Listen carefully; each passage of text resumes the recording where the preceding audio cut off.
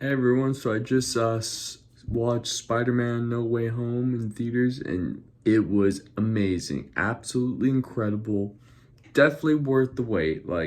And I thought watching the second film was amazing, but this one definitely takes the cake cuz when you see it, you kind of see elements of the different Spider-Mans, you kind of see the Andrew Spider-Man and then the Tobey Maguire Spider-Man theme in this film, which I kind of liked. And then seeing all the villains appear, you see Green Goblin, freaking Electro, Sandman, the Lizard, Doc Ock, and you kind of see how the hell he's gonna face all of them, and then you see him and Ned and MJ working together to try to capture them all, which is oh yeah, that's funny. They're going all Ghostbusters slash Scooby Doo, and then you see Doctor Strange trying to tell Peter this is the consequences. This is what happens when you try to live two different lives. You're supposed to do what Tony did.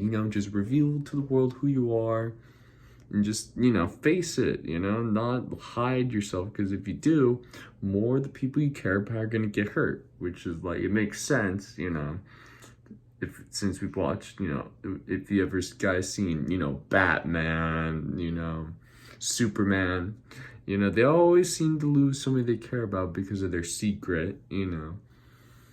So pretty much, I kind of liked how Tom Holland's Peter is he's trying to not kill the bad guys, because Strange is they all died fighting Spider-Man. He's I can't do it. I can't let them do that. So it's oh my god, he becomes the Superman. He doesn't go all Punisher. And which is awesome, because it's he tries to save them, which is pretty ironic, because it's from the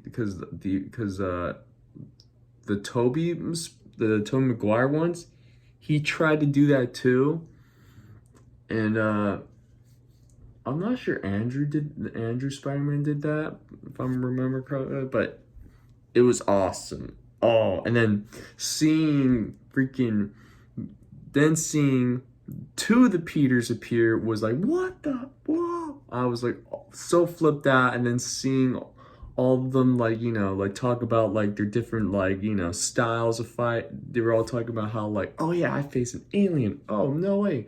I faced a guy with tentacle arms, and then it's oh, I faced a super alien. And then you see Andrew, and he's I just faced a lizard out, and he's you guys fought aliens? You guys are so cooler than I have.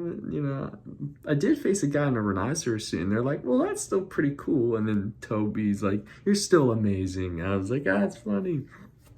And then when Toby shoots out his web, he's and they're all wait a minute, that came out of your hands? How does that work? And he's kind of embarrassed, and he doesn't want to tell them, but he's it's all biological. So it was funny how they were all talking about the enemies they fought, and then the web shooters, and then their love life. So you kind of get a hint oh, what happened to Tobey Spider-Man after Spider-Man 3, or what happened to Andrew's Spider-Man after Spider-Man 2. So it kind of gives you a hint of what they were up to. And also the fight scenes. Oh my god, man. Jeez, it was amazing. It was what, all of them going all freaking Avengers and Justice League, swinging together, fighting Goblin and Sandman, the Lizard and Electro. It was what the. I was impressed with the marketing, because I for sure thought they were gonna show up till the end of the movie, but they showed right in the middle, and I was what? I was still blown away. So I'm glad I didn't read any spoilers or stay away from the internet. It made it so worthwhile to watch. But the ending, man, oh my god, man, the ending was completely a gut punch. I was no, they can't end it like that. It was like, oh, yep, definitely typical Spider-Man. Like, the ending is so similar to the first Spider-Man movie, you know, but it still, like, makes you think, okay, you know, could there be a sequel? But they kind of ended it on a high note. But I don't want to spoil too much, you know, in case you guys haven't seen the film. But the ending was, like, does it justice. But, man, they're, like, oh, like Spider-Man like yeah, Peter definitely loses like someone he really loves, and it like a huge it shocked me who died in this film. It like really did. I was like, what the no, they killed that person? What? But you know, it's necessary for a Spider-Man movie if he loses another loved one. So oh man, it was like like I like how like, you know, Alfred Molina and like Peter were kind of like, you know, all buddy, you know, like, and then you see like, you know, Norman Osborn, like, you know, kind of like helping, you know, helping Peter too, you know, like how to fix like, you know, the bad guys, you know, even though he has his own interior motives. So you kind of see like, you know, the science, both of the scientists trying to like think like, oh, he's just a kid, what he knows, but it's freaking Peter Parker. He knows a lot.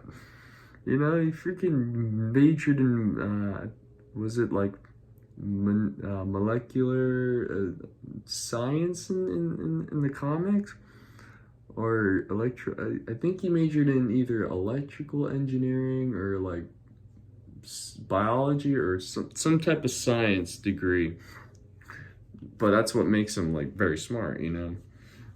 Like he wants to be a scientist like his heroes, like, you know, like Otto Octavius, you know. So I kind of like they were like, ooh, they were going with the whole video game route, you know. And then Spider-Man 2, so it was so good, and I recommend you guys watching it. Watch Spider-Man No Way Home. You won't be disappointed.